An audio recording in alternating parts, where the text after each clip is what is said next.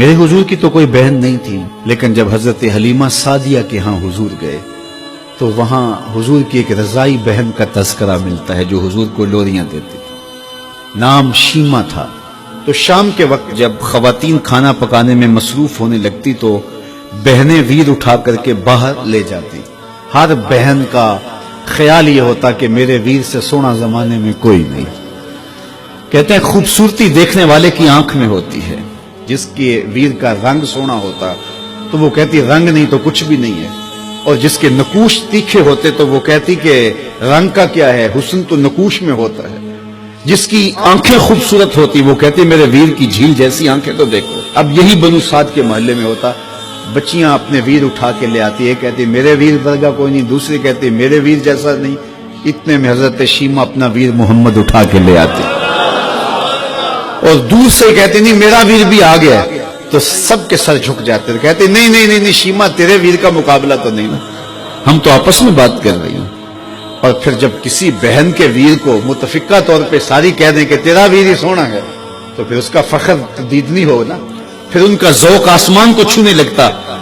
ابن حشام سیرت کی سب سے پہلی کتاب، اس میں یہ واقعہ لکھا ہے کہ پھر حضرت شیمہ حضور کو اپنی آغوش میں لے کے سمیٹتی اور پھر چومتی اور پھر وہ لوری دیتی، اور وہ لوری کے لفظ بھی لکھے ہیں، ربنا ابق لنا محمدا حتی اراہ یافعا وامردا، اللہ میرے ویر محمد کو سلامت رکھنا۔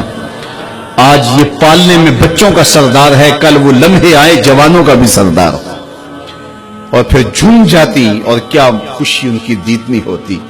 اور پھر وہ منظر بھی آیا کہ حضور علیہ السلام مکے چلے گئے اور یہ جوان ہوئی، اور پھر ان کی شادی کسی قبیلے میں ہو گئی۔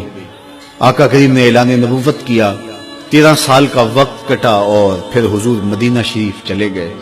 جب غزوات کا سلسلہ شروع ہوا تو جس قبیلے میں شیمہ کا نکاح ہوا تھا اس قبیلے میں مسلمانوں کے ساتھ ٹکراؤ ہوا، تو اللہ نے مسلمانوں کو فتح عطا کر دی۔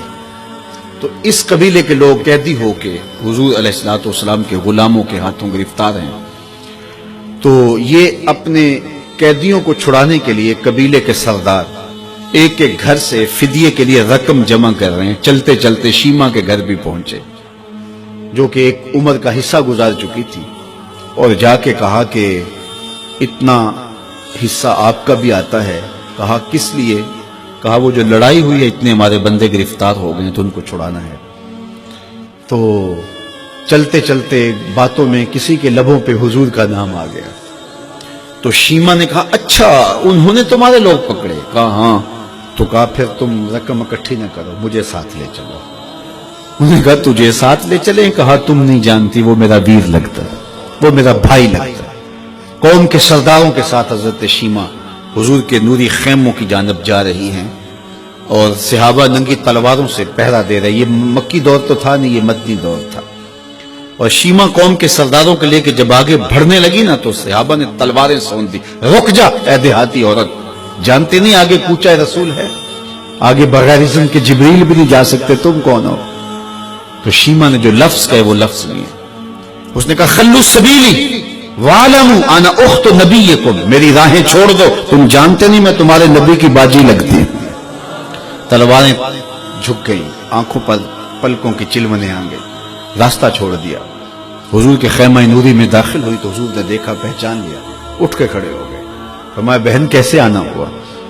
آپ کے لوگوں نے ہمارے کچھ بندے پکڑے، چھڑانے آئی۔ تو فرمایا بہن تو نے زحمت گوارا کیوں کی؟ تو پیغام بھیج دیتی میں یوں ہی چھوڑ دیتا، لیکن تم آ گئی ہو، اچھا ہوا ملاقات ہوئی۔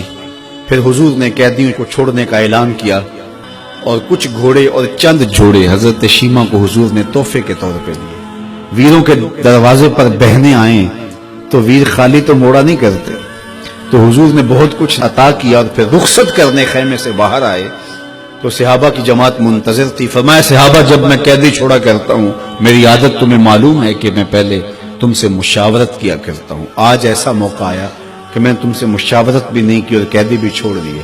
کہا جو چاہیں آپ کریں، لیکن کیوں مشاورت نہیں فرمائی؟ حضور اگر ارشاد فرما دیں تو فرمایا اس لیے کہ میرے دروازے پہ میری بہن آ گئی تھی۔ کوئی لاؤ تو صحیح زمانے میں ایسا، کوئی لاؤ تو صحیح زمانے میں یہ جمال اور یہ حسن اور یہ کمال رکھنے والا، تو پھر کیوں نہ ہم اپنی ساری زندگی اس آقا کے نام لگاتے ہیں۔